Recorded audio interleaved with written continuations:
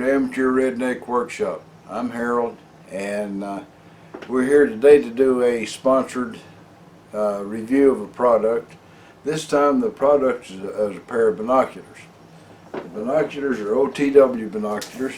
They come in this box with German and English labels on it, so undoubtedly these are sold in Europe as well as here.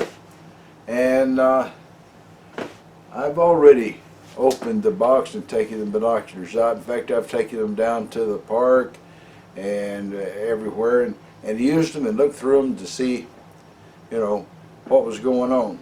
And actually this is the third or fourth intro because I didn't do the others entirely right. But what you get, excuse me, what you get in the box is you get a case for carrying the binoculars. And of course you get the binoculars and a strap for the binoculars. You get a pair of batteries for the binoculars. You get lens cleaning cloth, a little certificate saying everything was made just right by the inspector, and you get a manual that shows you how to use the binoculars. Alright, now these are 10 by 50 binoculars. That means the objective lens is 50 millimeters and you got a 10 times magnification. These are, the prisms in these are made with BAK4 glass. That's a dense glass for optical stuff. It's used for the better types of optical lenses and such. When you've got an optical device, the bigger the objective lens, the more light it lets through, and the more light it lets through, the clearer picture you get of what you're looking at. Now these 50 millimeter lenses do a good job of letting the light in. Now these binoculars have a built-in compass as well as a scale for you to use for estimating the distance something is or the size that something is that you're looking at.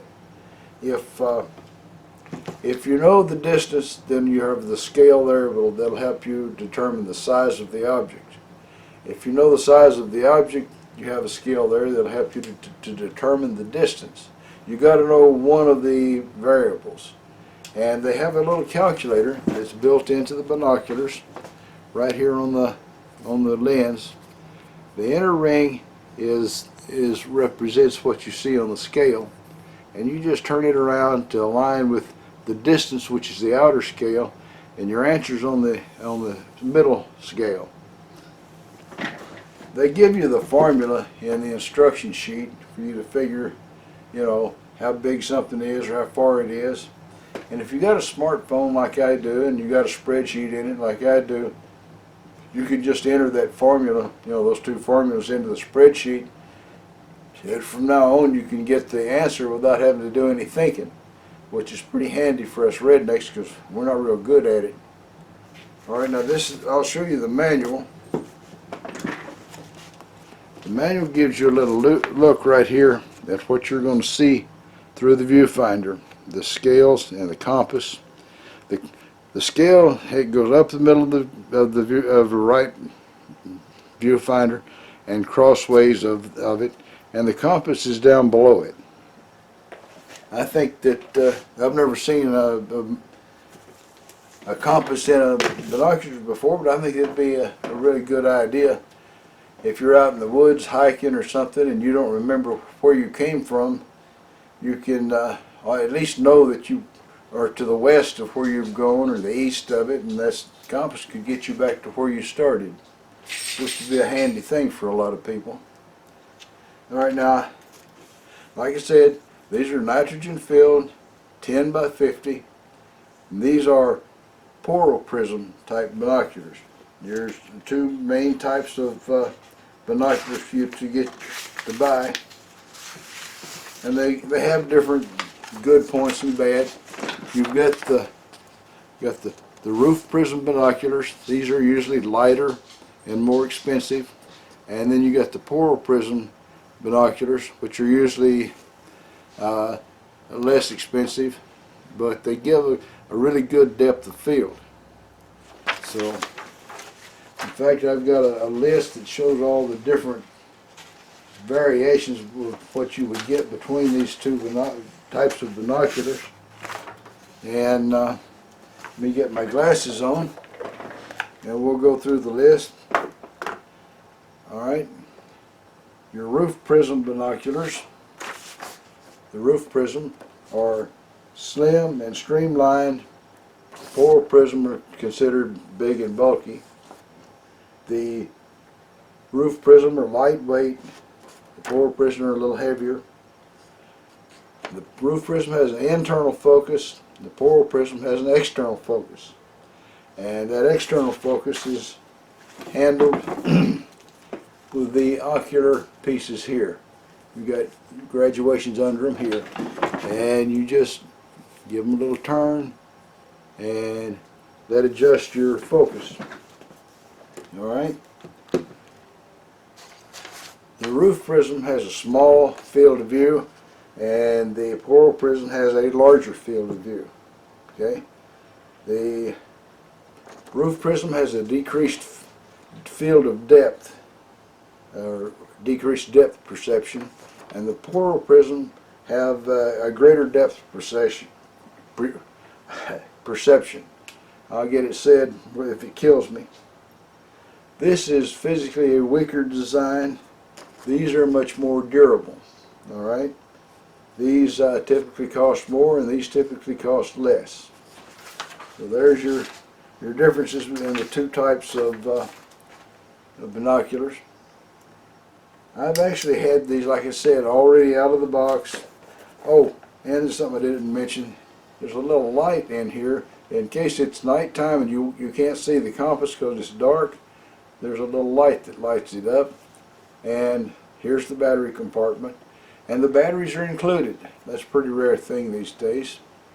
This little spot here where it says BAK4, I'm pretty sure if you unscrew that, you will find right underneath to be your tripod mount, right there. And it looks like a 1/4 thread to me, just in case you want to set these on a tripod. I'm not sure if my tripod would do a good job of holding them or not, but I think it would. I didn't try it. And I hope, that my reviews are always at least, as honest and straightforward as Matthias Wandel's reviews.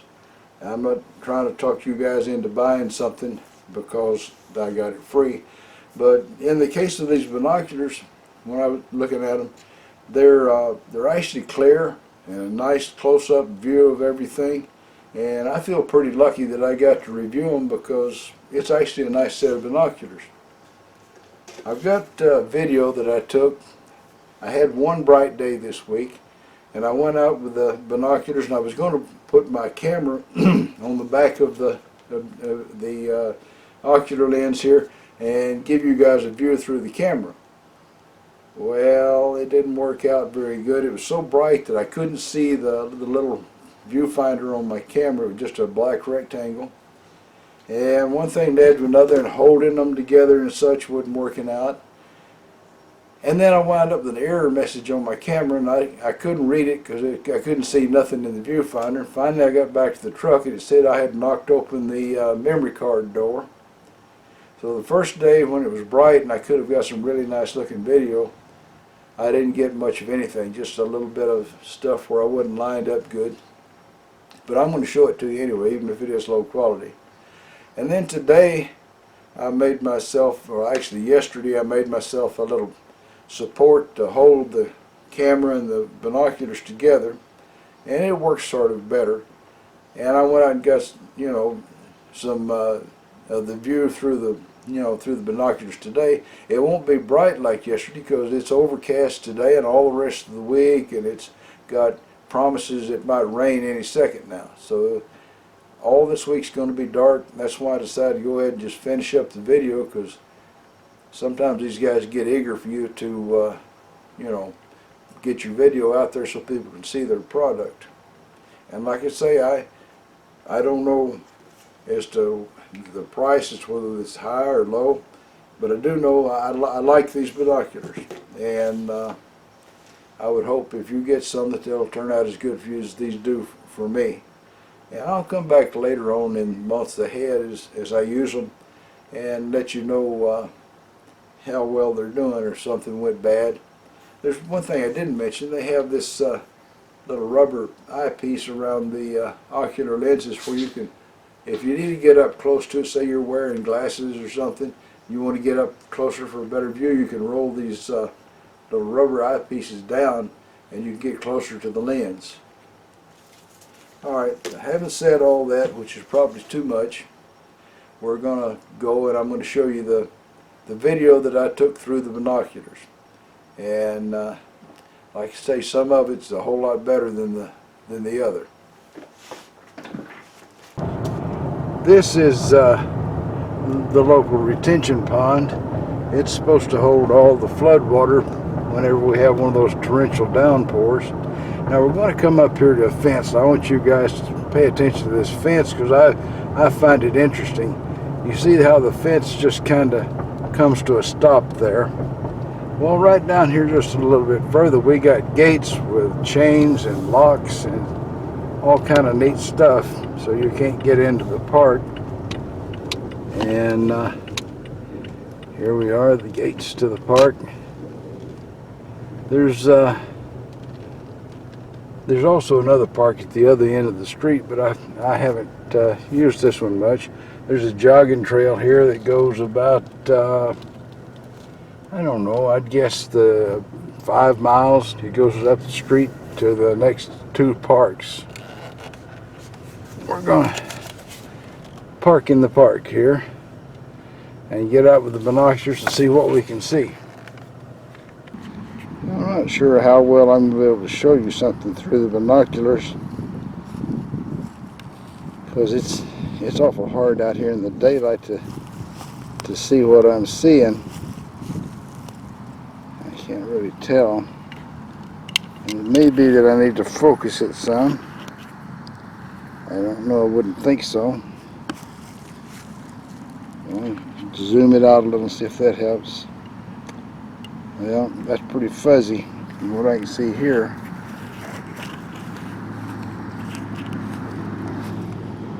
Not really sure how this is going to work out. Let's try it like this.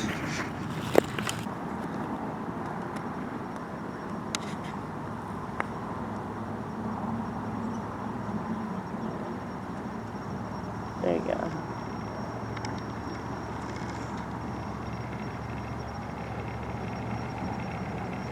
Alright, that's good. Hopefully a view through there. I don't know how to show the compass reading in the bottom of the screen. Alright, we'll stop that. You can see those houses over there under construction there. They're about 300 or 400 yards away.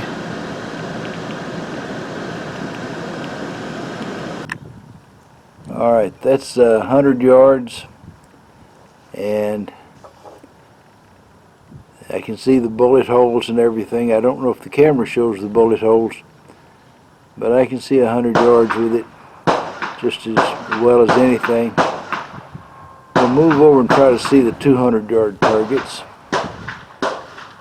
They're out there somewhere.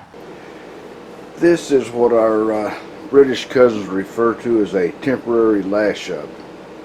And you see it's lashed down and tie-wrapped and all manner of different attempts to make the camera and the binoculars hold still while I try to get a little video through them. And I think it'll probably be very little video. This is a lot easier to do with a rifle scope because they intend for your eye to be back here. So, you know, getting close to the camera then is not really as big a deal as it is with these binoculars. But yeah, we're going to do the best we can. We had one bright day this week, and there's not any more coming, I don't think. So we're going to do this on a dark day. As you can see, it's overcast, nothing but clouds up there, wind blowing. Looks a lot like it might rain at any minute. So I had really wanted to to have a really nice bright picture in those in the video I do through the binoculars, and it's just not going to happen because I got my little lash up finished too late. The rest of the week's going to be about like this, so we'll just have to take less than we could have had. Just going to walk out handheld out here into the front yard and try to look down the street, and if I can get there. It's about I don't know, 150, 200 yards to the end of the street. And see if I can shine this thing around. That white garage door you see down there, that's the end of the street. And if you have it up your eye, it looks like you're right there with it. I tried getting video at the retention pond, and it was a little over a quarter of a mile across, and that made it a nice view. You could look at the houses that were 3/10 of a mile away from the park, and they looked like you were, you know, looking right at the house, right beside it. So, and that's the other end of the street down that way. So, I guess it's kind of disappointing that that there's not a lot of bright light for me to take this video. It certainly is for me, but well, there you go. So, well, that's all, folks. Y'all try to subscribe if you're not already a subscriber. Leave a comment if you got something to say, and above all, remember, keep on keeping on. Bye now.